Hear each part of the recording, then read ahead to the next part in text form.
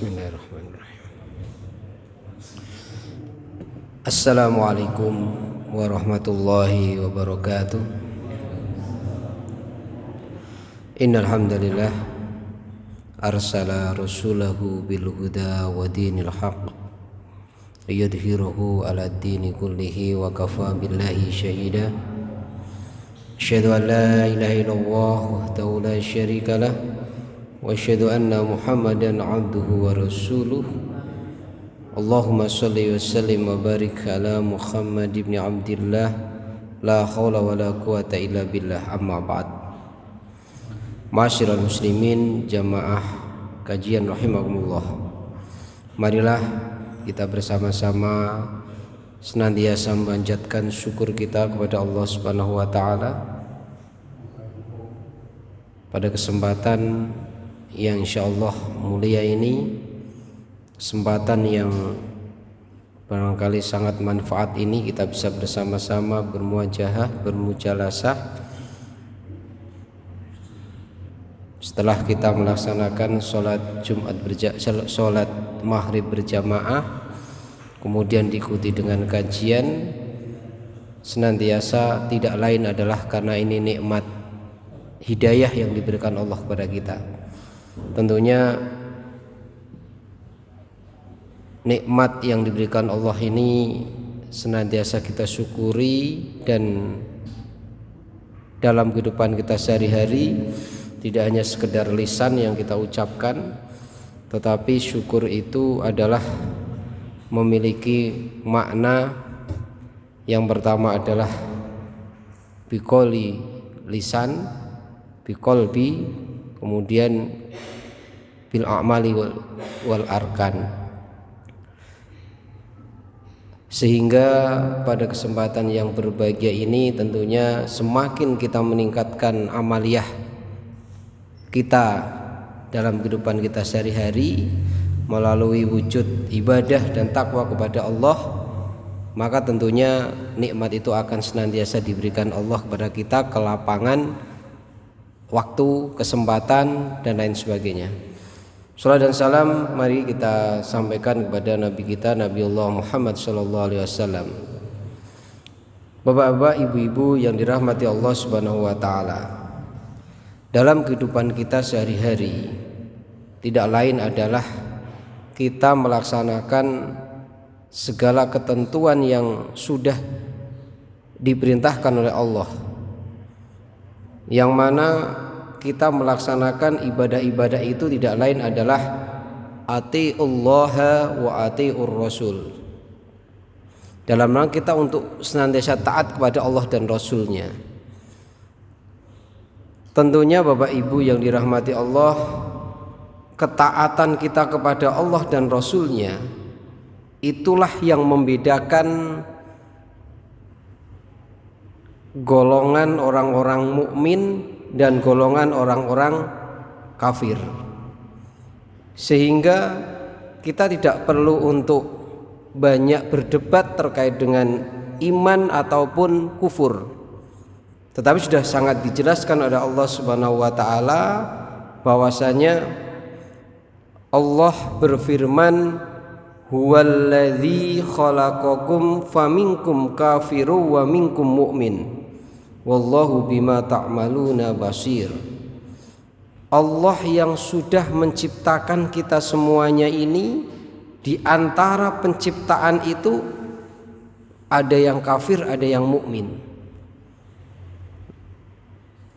Nah, dalam hal ini tentunya Allah Subhanahu wa taala Maha melihat dari apa yang kita kerjakan.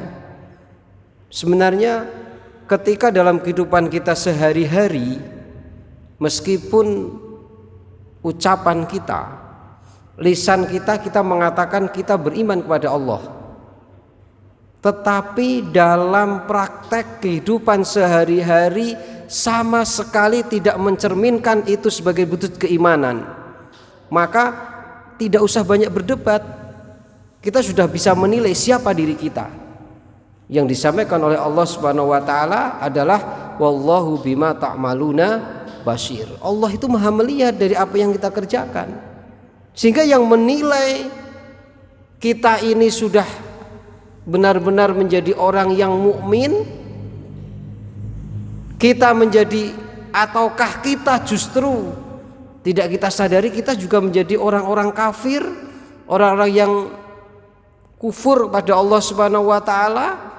Itu adalah cerminan dari tingkah laku kita sehari-hari. Bapak Ibu yang dirahmati Allah Subhanahu wa taala, makanya Allah menganugerahkan kepada kita bulan-bulan yang tentunya kita bersama-sama sepakati dan kita bersama-sama yakini bulan di dalamnya penuh kemuliaan, penuh keberkahan dan lain sebagainya.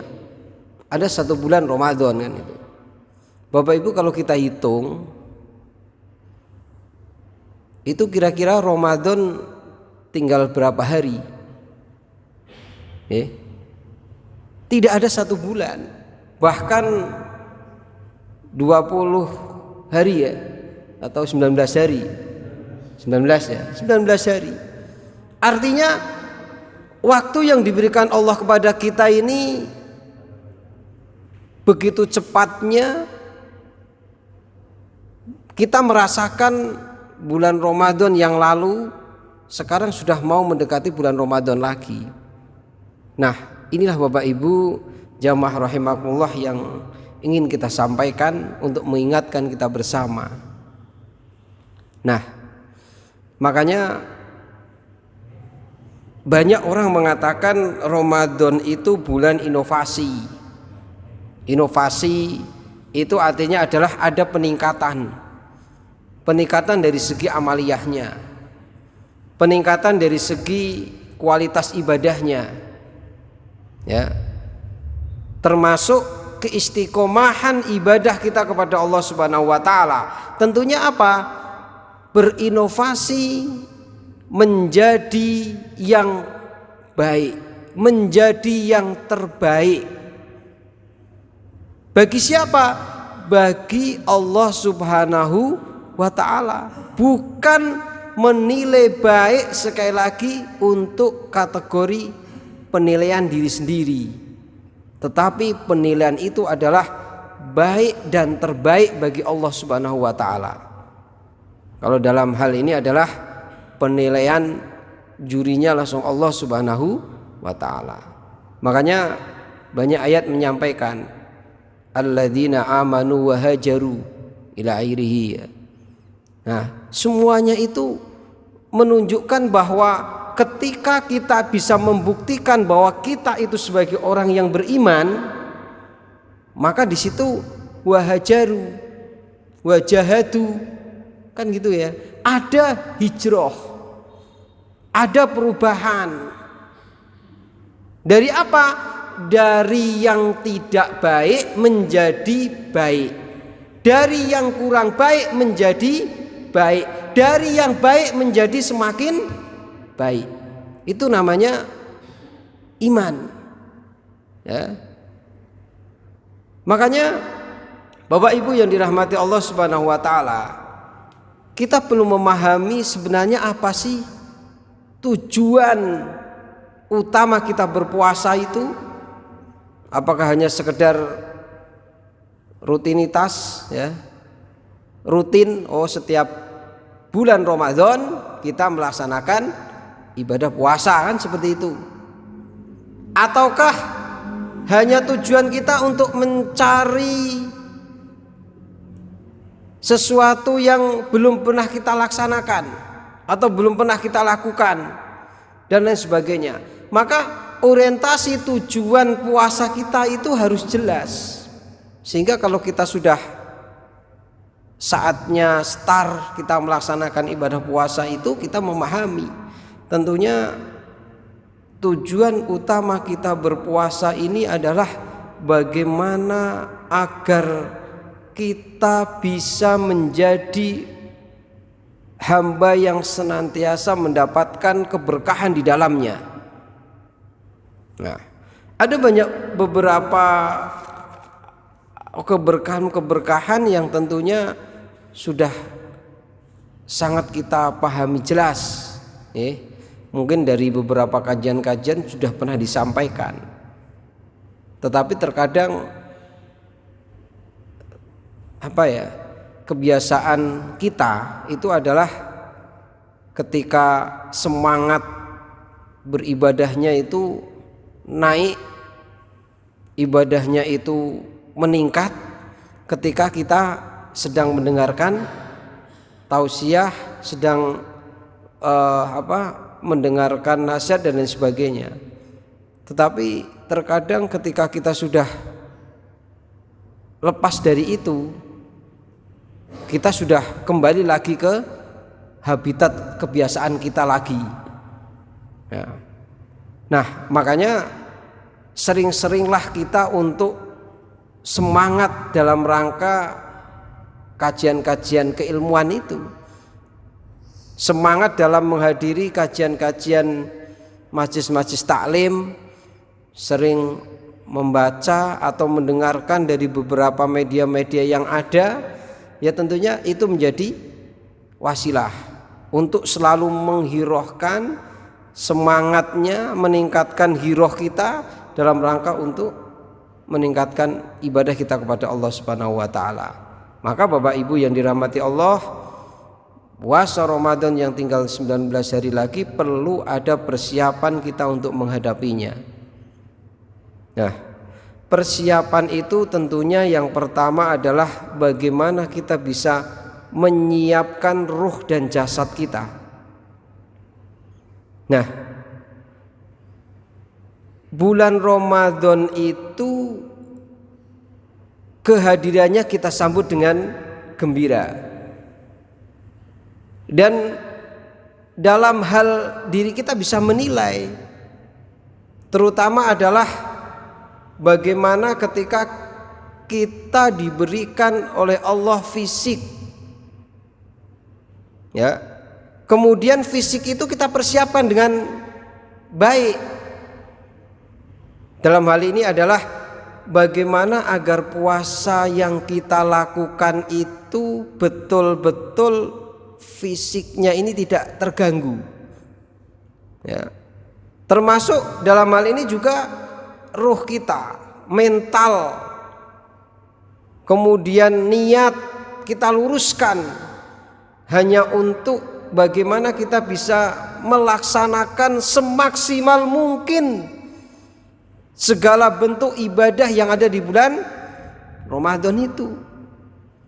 Termasuk Bapak Ibu yang dirahmati Allah, bagaimana kita bisa untuk mempersiapkan fikir kita, ya, pola pikir kita, ya, pemikiran kita. Biasanya ada persepsi terkait bulan Ramadan.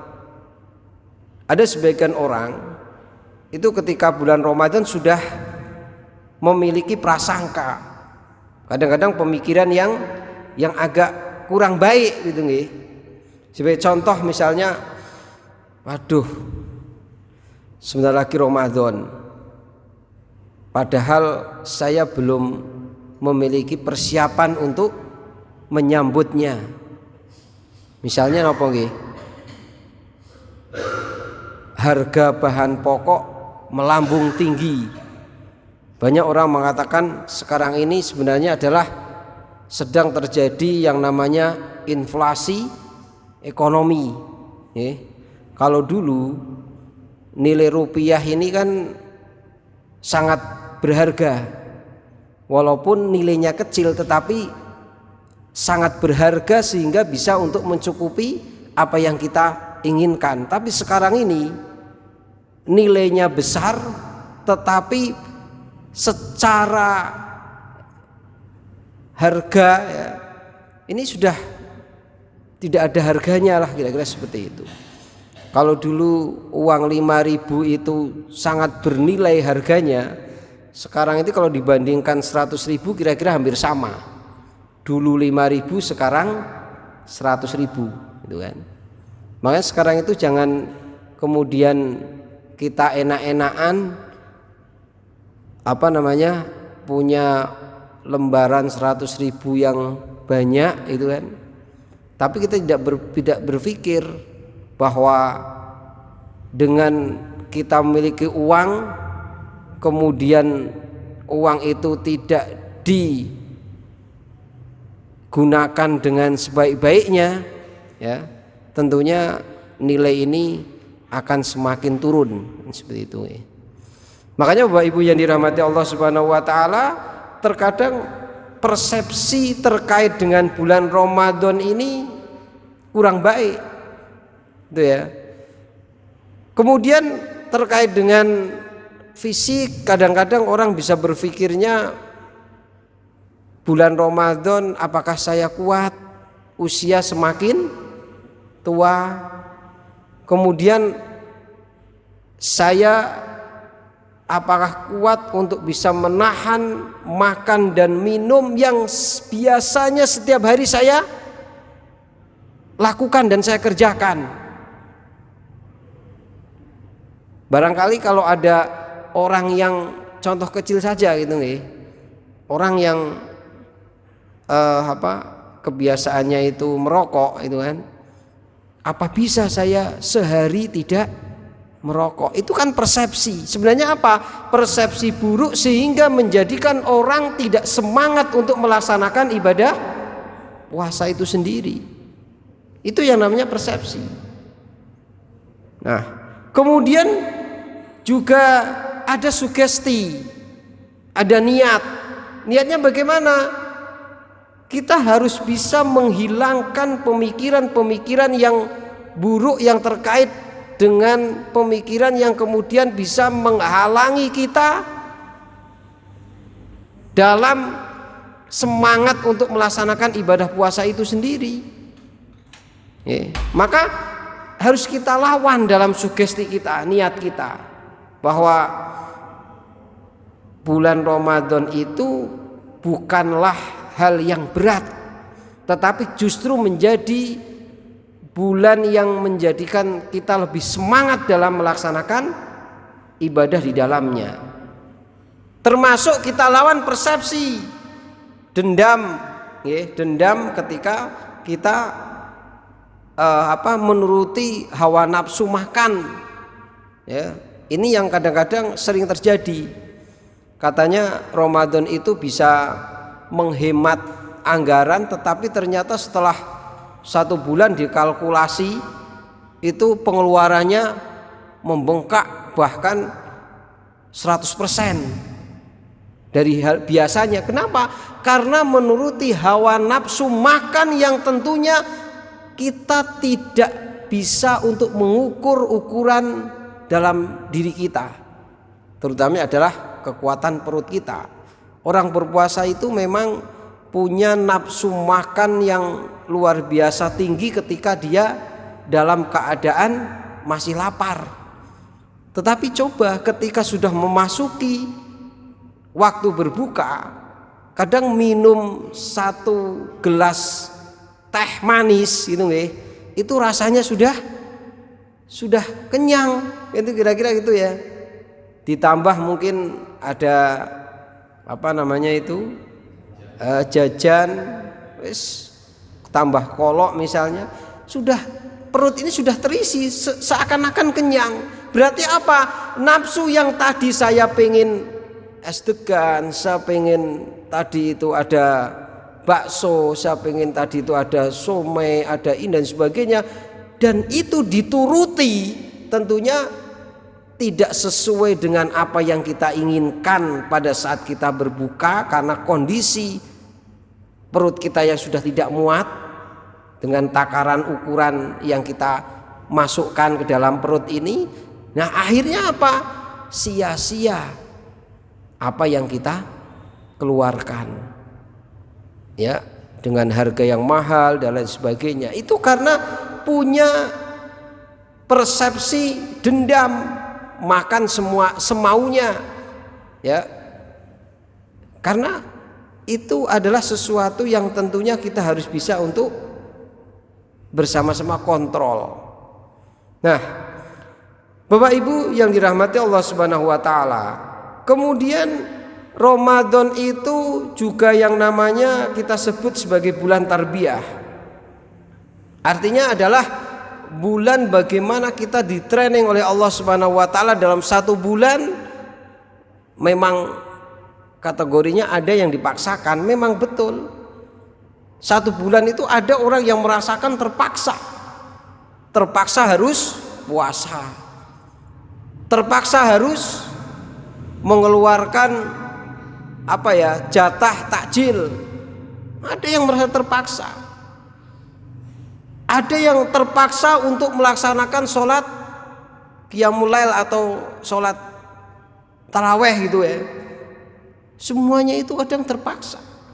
Tetapi sebenarnya adalah bulan tarbiyah itu adalah bulan ketika kita di training.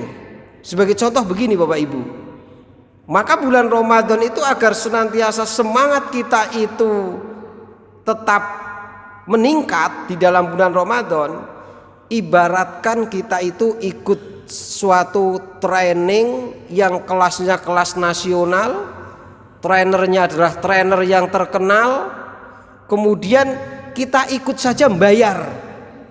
Kenapa? Karena kita tahu bahwa itu sangat penting untuk menunjang kehidupan kita. Misalnya seperti itu. Makanya kalau orang-orang yang bekerja di sejenis multi level marketing dan sebagainya itu senang dengan training-training seperti itu. Apalagi kelasnya kelas nasional, kelas yang trainernya trainer yang sudah terkenal. Nah, kira-kira seperti itu semangatnya. Kenapa? Karena di bulan Ramadan itu adalah trainer kita itu langsung Allah Subhanahu wa taala. Jadi ada sugesti juga niatan kita bagaimana kita bisa menciptakan bahwa 1 bulan itu dirasa kurang bagi orang-orang yang semangatnya selalu meningkat. Tapi kalau terpaksa, ya 1 bulan itu rasanya lama. Ya, 1 bulan itu rasanya lama sekali. Bahkan bisa jadi Ramadan itu 1 bulan ditraining oleh Allah Subhanahu wa taala hanya sebagai seremonial belaka. Yaitu hanya seremoni. Ya. Ramadan usai, mereka kembali kepada kebiasaan semula. Makanya kita perhatikan Bapak Ibu yang dirahmati Allah, yang namanya hijrah, yang namanya kita itu berinovasi, merubah diri dari yang tidak baik menjadi baik, kebiasaan yang baik menjadi lebih baik, itu bukan berarti kemudian usai Ramadan kita kembali kepada aktivitas-aktivitas sebelumnya. Contohnya kalau kita perhatikan kan ngeten nggih, Ramadan itu masjid musola penuh. Monggo jenengan catet nek saged keliling. Wis dikelilingi mawon. Salat subuh sing biasane paling 1 sop, bapak-bapak, ibu-ibu 1 sop, berarti 2 sop nggih. Ramadan, Masya Allah. Tapi nggih biasane 10 hari pertama itu kan. Kenapa? Ya karena mereka menganggap bahwa Ramadan itu sebagai satu momen yang sangat penting bagi mereka, tetapi mereka tidak merasa bahwa itu hanya seremonial saja. Kenapa? Karena setelah usai Ramadan kembali kepada semula. Nopo semulane? Subuh biasa telat, sholat mending di rumah, yang penting sholat. Apa maneh kok poso nggih? Poso Senin Kemis, poso Ayyamul Bid, pangopo kan. Jadi tidak, training itu artinya berarti tidak masuk dan tidak lulus. Bahasanya kita ikut training itu tidak lulus. Kan ngeten nggih. Mulane nggih ndak usah heran jenengan orang yang tadinya nyun sewu nggih tidak pernah berhijab di bulan Ramadan itu berlomba-lomba semuanya berhijab gitu kan. Semuanya tertib dan disiplin dalam menjalankan ibadah puasa. Bahkan terkadang kalau kita terlambat itu sudah tidak kumanan sop, mungkin sope ning parkiran itu kalau terlambat. Nah, jadi jangan sampai kemudian seperti itu. Tapi nanti setelahnya, wah ya Allah, masjid musola kembali sepi. Coba kita yang memahami ini, memahami tujuan daripada puasa Ramadan itu ya setelah Ramadan tetap istiqomah gitu loh. Nah, seperti jenengan ini insya Allah ya, kajian selalu hadir, bukan melihat siapa yang menyampaikan kan itu ya. Ungdur makola wala tangdur mankola kan itu ya.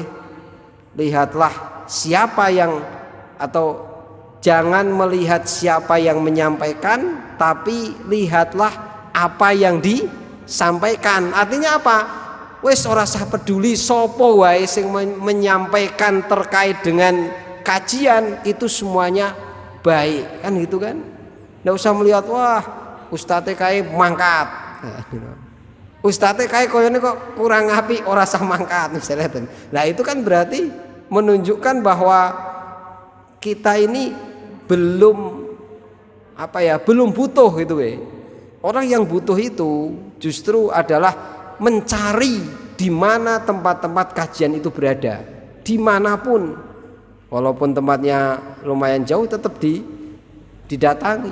Itu kalau kita sudah merasa butuh, termasuk di bulan Ramadan itu semuanya butuh, semuanya itu butuh pahala yang berlipat ganda oleh Allah Subhanahu wa taala, maka pasca Ramadan pun kebiasaan itu muncul. Itu berarti trainingnya berhasil.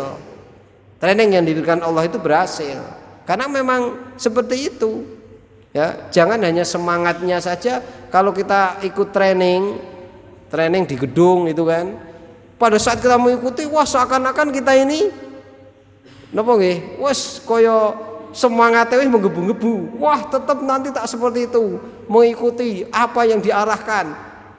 Begitu sampai rumah, 1 minggu, 2 minggu, 1 bulan, 2 bulan sudah hilang apa yang kita dapatkan. Nah itu sama.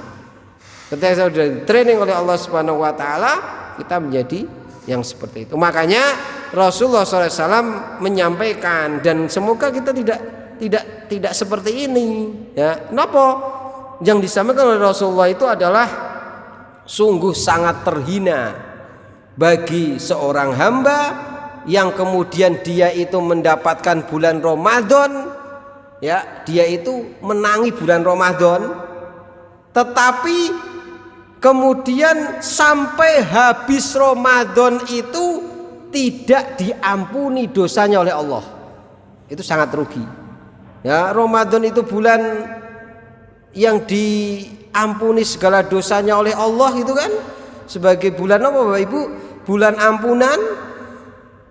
Dibuka pintu surga selebar-lebarnya oleh Allah, ditutup pintu neraka serapat-rapatnya oleh Allah. Itu kan luar biasa di bulan Ramadan. Bahkan setan-setan dibelenggu kan itu kan. Nah kemudian di bulan Ramadan itu kok kemudian tidak kita dimanfaatkan dengan sebaik-baiknya, maka kata Rasulullah kita termasuk orang yang sangat-sangat Bapak Ibu terhina di sisi Allah ya. Karena bulan Ramadan hanya lewat, dosanya masih utuh, bahkan menambah, bukan malah justru diampuni dosanya. Ini masih 19 hari, berarti perlu kita siapkan seperti ini. Artinya ketika kita mau perang itu kan harus ada bekal kan harus ada bekal. Nah maka bekal-bekal yang seperti ini harus kita perhatikan betul ya. Nah berarti Bapak Ibu yang dirahmati Allah, pintu surga dibuka secara lebar-lebar dan pintu neraka ditutup rapat-rapat, itu menunjukkan, ya, ada beberapa penafsiran itu adalah masih dibuka pendaftaran. Kira-kira seperti itu. Kalau sekarang ini kan saatnya nanti setelah ujian nasional atau ujian sekolah itu ya, itu dibuka pendaftaran siswa baru, dibuka pendaftaran mahasiswa baru, itu pendaftaran. Nah itu saatnya kita itu berarti apa? Allah di bulan Ramadan sedang membuka pendaftaran masuk surga. Nah saya kira Allah membuka pendaftaran kemudian kalau kita tidak mendaftar, kinten-kinten kita layak mboten masuk surga, kan ngeten nggih. Ya pokoknya kalau Allah itu sedang membuka pendaftaran, kita rame-rame. Kadang-kadang yang saya nggih, sing daftar mawon ada yang lulus, ada yang tidak, kan kuotanya terbatas. Kan ngeten nggih. Surga pun kuotanya terbatas.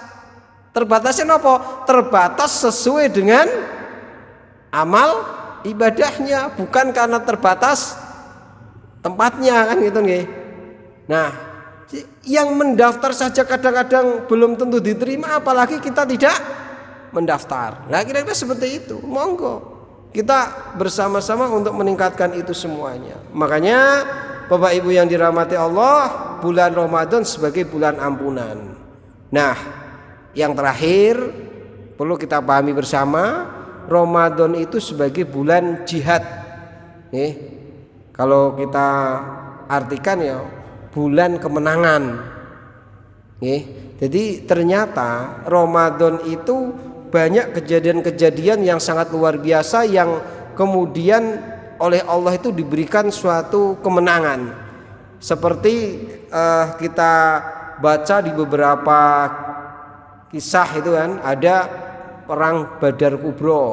Itu kan dimenangkan oleh umat muslim itu kan pada 17 Ramadan, yaitu tahun kedua Hijriah, di mana pada saat perang Badar Kubro itu Abu Jahal terbunuh, kan itu ya, tokoh kafir yang sangat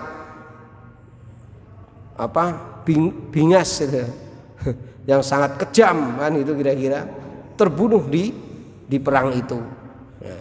Termasuk kita tahu Fathu Mekah itu di bulan Ramadan. Ya, Fathu Mekah, kemenangan kota Mekah yang kemudian dikuasai oleh orang-orang muslim itu jadi dalam 10 Ramadan. Kan ngeten nggih.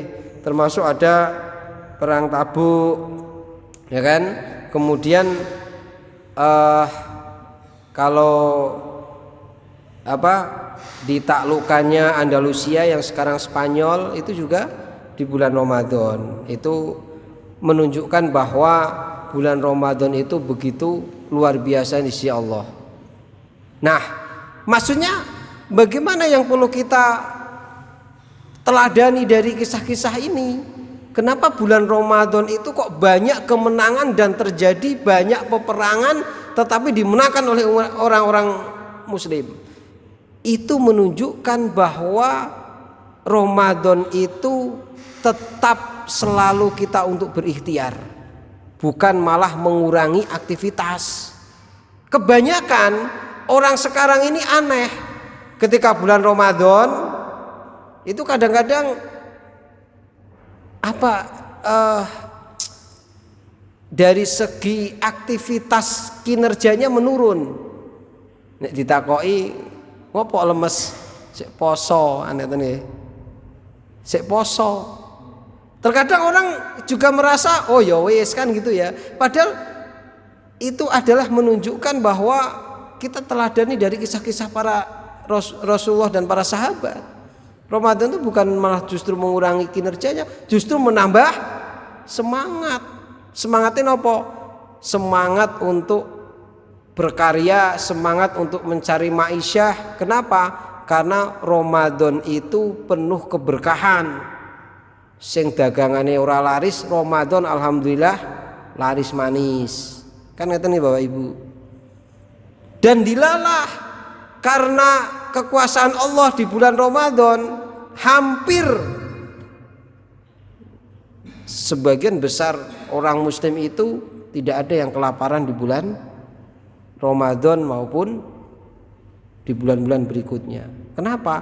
Karena Ramadan itu adalah bulan bagaimana kita itu bisa berbagi materi, berbagi untuk memberi kepada siapa? Sesama. Makanya disampaikan banyak hadis itu adalah apa? Jadi orang yang memberikan